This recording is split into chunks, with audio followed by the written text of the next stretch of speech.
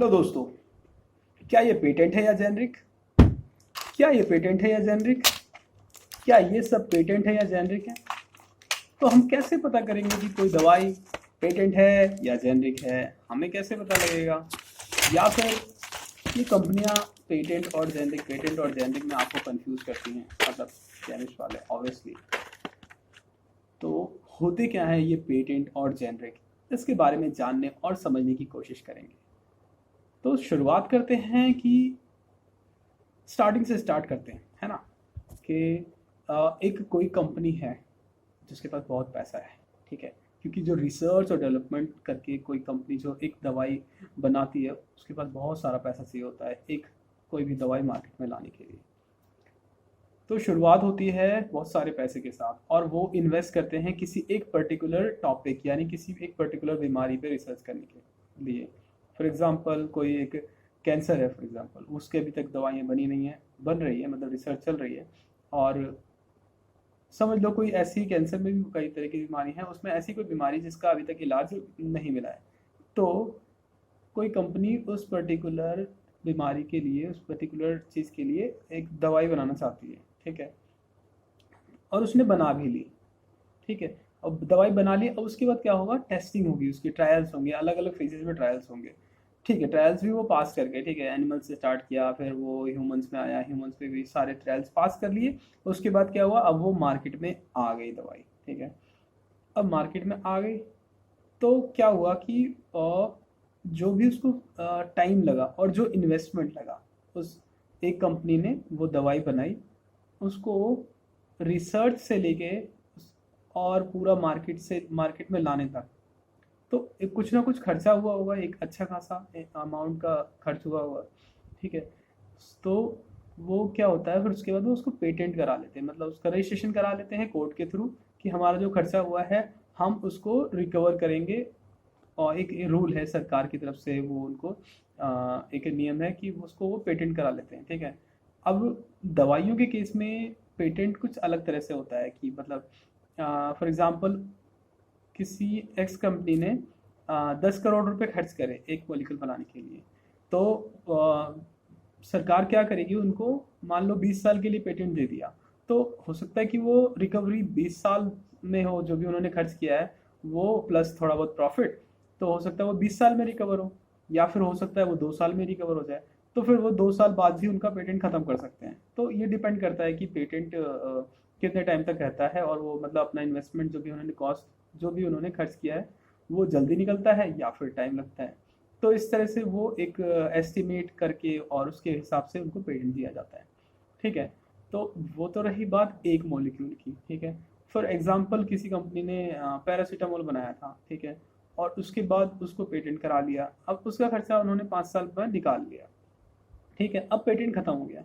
अब पेटेंट खत्म मतलब पेटेंट तो था ही वो, लेकिन अब वो मॉलिक्यूल, मतलब जितने टाइम तक फॉर एग्जांपल 10 साल के लिए पेटेंट मिला था उसको, ठीक है, उस दवाई को, तो उस बीच में वो दवाई कोई और कंपनी नहीं बना सकती। अगर बनाएगी तो उसको परमिशन लेनी पड़ेगी जिस कंपनी ने वो पेटेंट ले रखा है, ठीक है? लेकिन पेटेंट का जो टाइम पीरियड खत्म हो जाता है, उसके बाद वो दवाई मार्केट, मतलब इजीली, मतलब कोई इजीली तो नहीं, लेकिन उसको फिर कोई भी कंपनी मैन्युफैक्चर कर सकती है।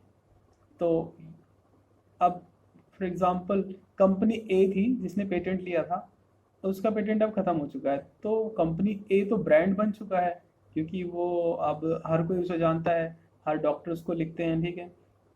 तो उसको पेटेंट ही कहा जाता है वैसे जनरली। और उसके बाद कंपनी बी है, सेम मॉलिक्यूल सेम प्रोडक्ट सब कुछ उसी के जैसा बनाएगी, लेकिन अब वो, क्योंकि वो सस्ते दामों में उपलब्ध होगी, उसने कोई रिसर्च के लिए खर्च नहीं किया है, तो वो जेनरिक कहलाएगी, ठीक है?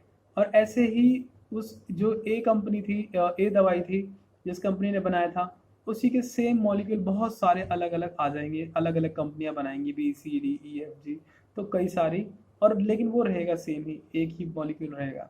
तो अब जो जेनरिक वाली बन रही हैं उनको वो खर्चा नहीं करना पड़ा है, मतलब उन्होंने बस समझ लो कॉपी किया उसको और बनाना शुरू कर दिया। तो ये तो रही जेनरिक और पेटेंट की कहानी।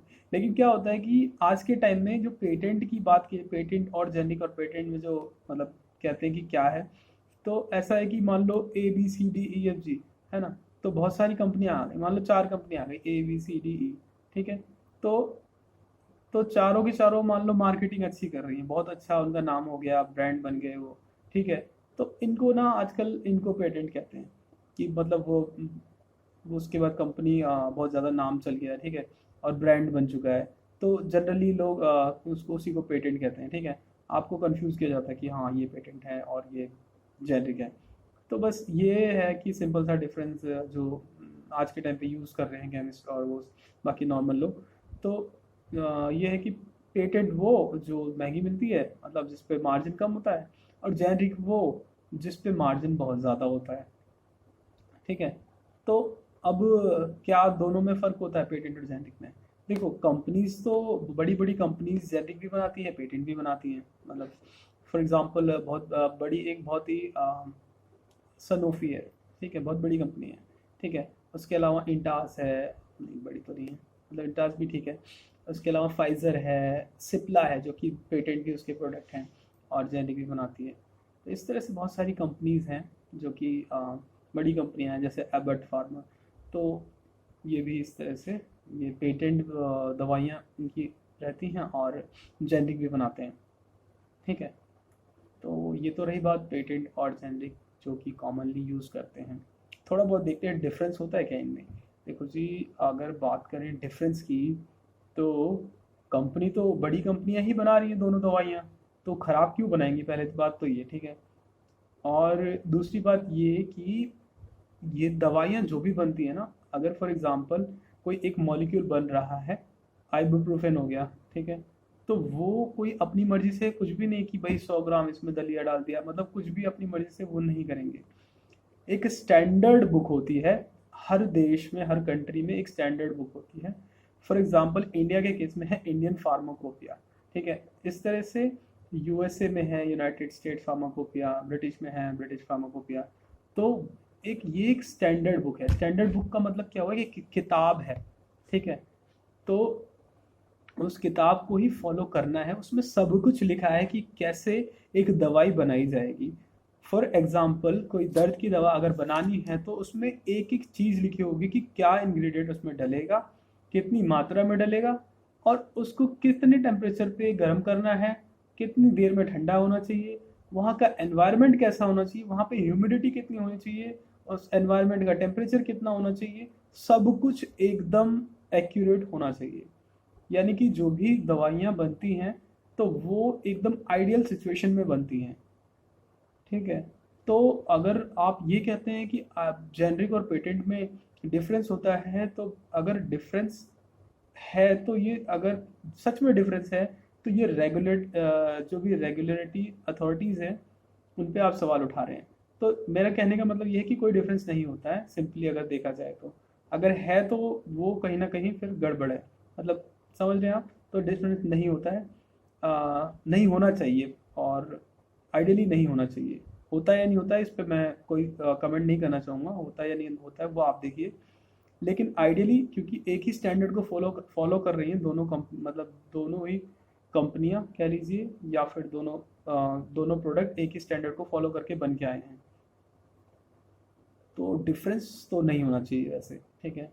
और मैं पर्सनली जेनरिक लेना पसंद करता हूँ, या किसी को रिकमेंड करता हूँ तो जेनरिक दवाइयाँ रिकमेंड करता हूँ। उसके पीछे का सीधा सा रीज़न ये है कि भाई वो दवाइयाँ सस्ती मिल जाती हैं, और इफ़ेक्ट में मुझे लगता है कि दोनों तकरीबन बराबर ही इफ़ेक्ट देती हैं, ठीक है। और जेनरिक और पेटेंट में जो भी आपके सवाल हैं वो आप मुझे पूछ सकते हैं, मैं कोशिश करूँगा कि आपको जवाब दूँ। Bye bye, take care, thank you.